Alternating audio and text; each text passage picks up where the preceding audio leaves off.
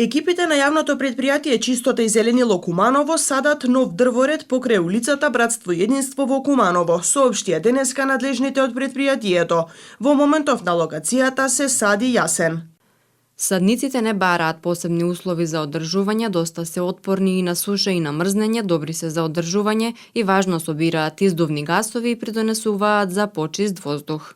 Изминатиот период екипите од Чистота и зеленило насадија зимзелени садници кои представуваат звучна изолација и го штитат воздухот од издувните гасови од автопатот Куманово-Табановце кај зградите кај поранешен монопол.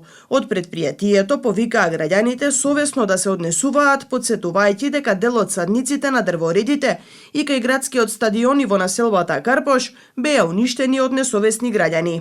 Јасените се наше собствено производство од расадникот. Изминатиот период преку акции насадени се и обновени над 4500 садници на повеќе локации. Ако дозволат временските услови и во петок е планирана акција, обезбеден е саден материјал за градскиот кеј.